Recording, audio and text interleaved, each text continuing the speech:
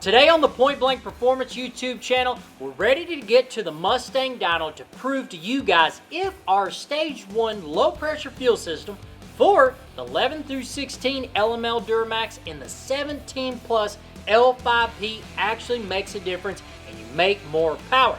If you guys missed the last time that you saw this truck, check out the video here. We mounted our Fass fuel pump to our billet fast bracket.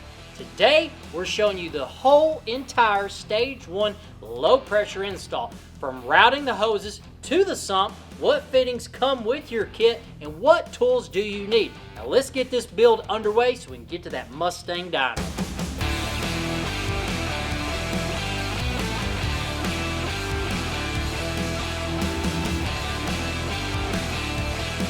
Went to pointblankperformance.com and you got one of our Stage 1 low pressure fuel system.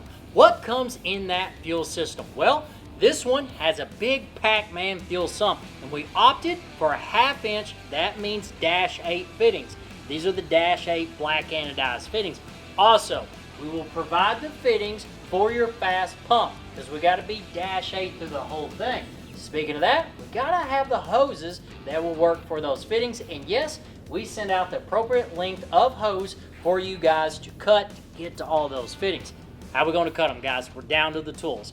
This is a tool that I use to cut that. You can go anywhere to any hardware tool, just get something super sharp that'll cut through it. If you look at the end of my fittings, you will see some clamps. You do not have to do this, but if you want to make for sure and build with us at Point Blank and do it our way, go get you some CV boot clamps. These are 22.6. This is the tool that pinches those CV boots together. That way, the dude ain't coming off ever, unless you cut it off, right? You need a 7/8 open end wrench. Do not get an adjustable wrench, get a 7/8. Now we're down to the Allens. We got a 3/8 Allen here. We've got another little baby Allen, a 3/16. And when you're pushing those hoses together, you get to see that in a minute, I use some silicone. Makes your life easy. That way everything goes together nice and sweet and simple. The last thing, you do need a big old power tool, right? I got a DeWalt. She's been in the family for 13 years. We send out the hole saw. You don't need to go get one. We send that out for your kit. Now let's jump to the Fass, check out the fittings, and get our hoses routed to the big PacMan Sump. We've already got our fittings onto our Fass fuel pump. If you want to speed this process up, simply screenshot this, mimic my exact install, and you are ready to turn and burn. But if you want the details, let's go over the details. First off, I need to identify the T-port T4 tank. In your Stage 1 kit, you're going to see some paste on a fitting. Thread that into the T-port. Now guess what? You're going to grab the T-fitting. Spin it onto the T-port. T-fitting, T-port, pretty simple, right? What's also simple is this. All the connections past this point are all 90s. You cannot mess this up. Spin them onto everything because you got to get them on and route your hoses. Mine's already done. I've already got mine cut to length, but you will have to do that. Now when you tighten them up, that's when the 7/8 wrench is going to come into play. Get your fittings on there, get them tightened up. You're going to see this fitting, it's a 90 and it goes straight up. I've got about 3 inches of rubber hose, and I've got my little blue port here, and that's into the suction side of the factory fuel pump. Do it just like this. Now on the other side here, that's a 90, and I just jumped it over the Fass. It's the hose I'm wiggling here, and I routed it down through here because ultimately we got to get it to the sump. So these are already routed. Just mimic my exact install here. And now we're ready to move to the inside of the frame and check out those fittings. Now we're on to the next fitting, the E port. For this port, because E stands for engine, we have 3 fittings. One has the white paste on it. Go ahead and thread that into the E port, tighten it down tight. Next up, our 90-degree vibrant fitting. Thread that on the E port, E4 engine. This is the port that pushes out fuel to the engine so we can start the truck. You will grab in your kit, we have 3 fittings for this. The white paste, go ahead and thread that fitting into the E port. Torque it down.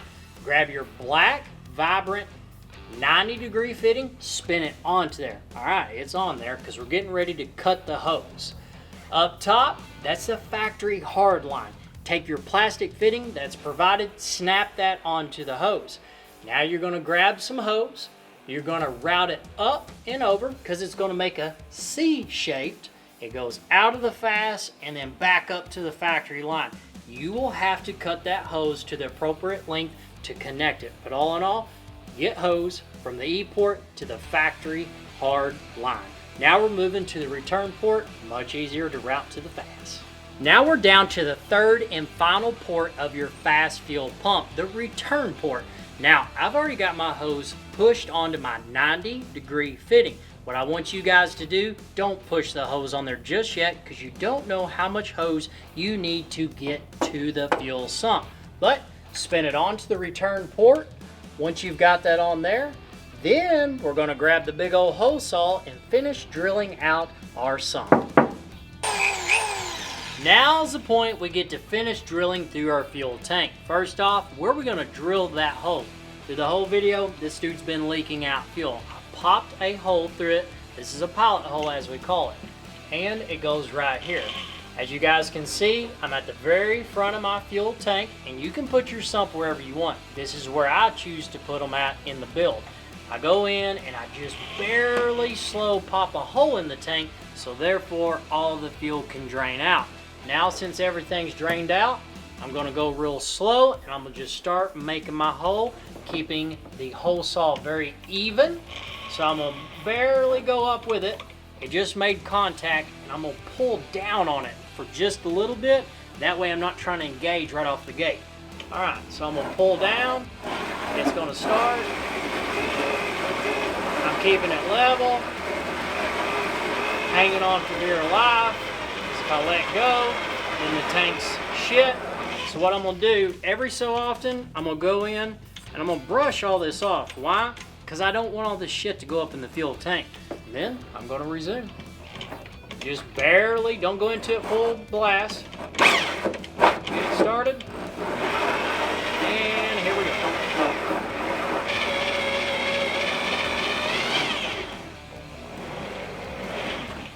Almost there.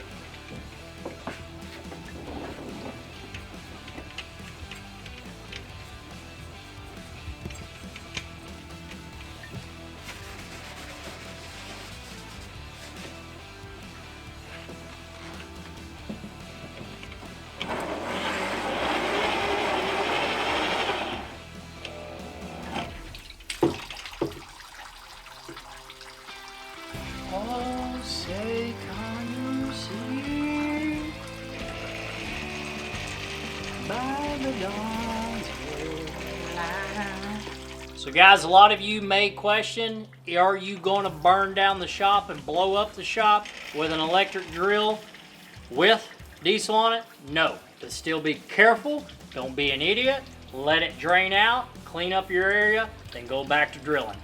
You see a little smoke coming out of DeWalt here? She's been through a couple tanks or two. She's totally fine. All right, boys. But do keep the tank clean. You don't want all these damn shavings up in that tank. There we are.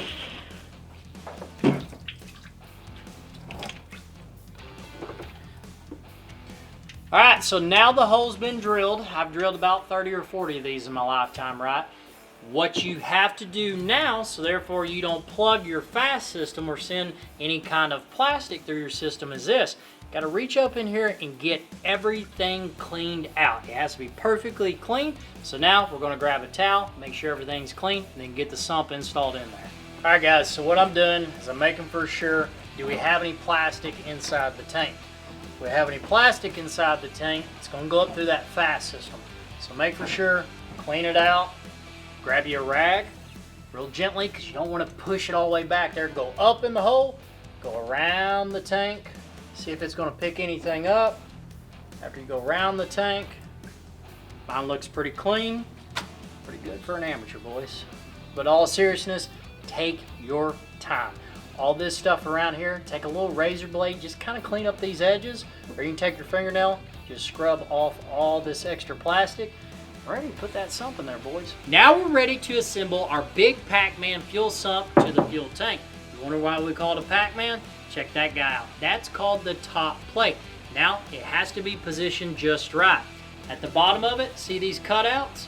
All right, we need to put the mouth of the PacMan over the lip of the plastic tank. Perfect. I'm looking at it. Awesome. Now we got to get the hardware in the PacMan Sump. First things first, this port right here that says drain, you need to put your 1/8 inch MPT plug into that port. This is where you're going to grab that 3/16 Allen. It'll go right into this port. We're going to finish tightening our 1/8 inch MPT port into the drain that has sealant on it. Make for sure and get the port tight. Perfect. What do we need to do now? We need to grab our black standpipe. This is for the return port. You will see here, return, flip the sump up. See these threaded ends? Take your stem pipe, put over the top, and start threading it on there. Will it go all the way down in the threads? No, they're MPTs. Take it, tighten that dude up, get mad with it, but tighten it up. Perfect. Now it is ready to go up in place, but you got to put an O-ring at the very top. If not, she's going to leak. So grab your O-ring that's in the kit, put it in this gland. See that? Put it in the gland. Now we need something else. We need our bolt that goes underneath the sump and the washer with an O-ring on it. Simply take it, put it at the bottom of it, feed it through the eye of the PacMan. Hear that precision machining? Then grab your Allen wrench, the 3/8, put it at the bottom of the bolt. If it does not line up to the top plate, gently bring the sump down, get the top plate in position, turn it to the right, righty-tighty, lefty-loosey. Wiggle it around, and she is tight. Do not, at this time, tighten it all the way down. Barely have it tight, so that way we can rotate it to get it in line for our hoses. Speaking of that, let's get the fittings that go to our PacMan Sump, and let's just get this dude fueled up. Now I'm going to grab my silicone, because on our -10 to -8 fittings, there's an O-ring. I want to make for sure that they're lubricated. We need to get the sump prepped, so what I'm going to do is I'm going to thread these dudes in. They should go right in, tighten them up, finger tight, as tight as you can get them. This is your return port. This is your feed port. That's very important. Why? Because we're about ready to get this dude filled up. So these are in. Grab your 2 straight, the only 2 straight fittings that you have in your package. Guess where they go? The last place. Go ahead and thread these dudes on. Now I'm going to finish my kit with you guys, because I've got to orientate the sump so that way I have the shortest routing of hoses. Okay. We know this red one right here, we know that goes to the return port. Perfect. So what I do, you'll get to see this in real time. So what I do is I make for sure my sump is exactly the way I want it. And I look at the hoses because I don't want anything to be kinked, right? I want my 90° to be up and down. I see here that I need to cut the hose about right here at the 0.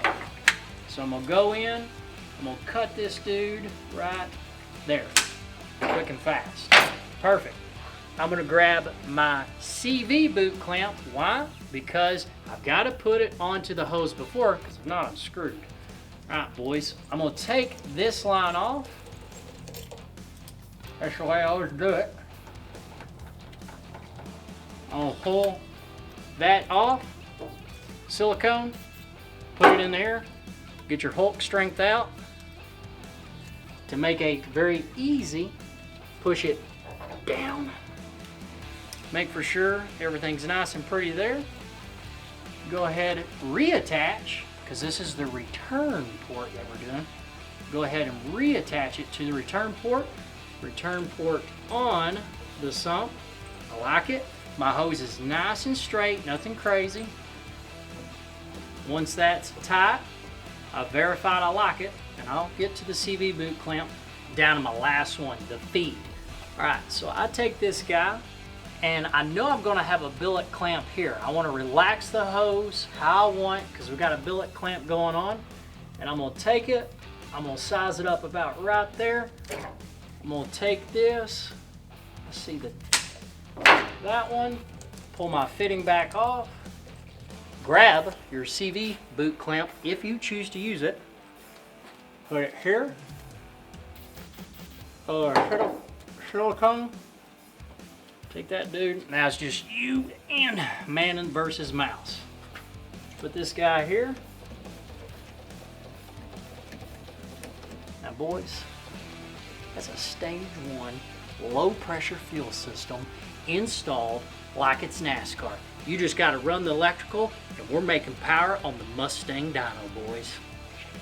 Now for the last step, get the filter spun onto the Fass pump, follow Fass's directions how to hook up your electrical, turn the key to the run position, make sure it's full of fuel, prime the truck up 3 or 4 times before you go to start this truck. And guys, you're gonna wanna like and subscribe to the channel, because here's why. We've been asking the question, we're putting it on us.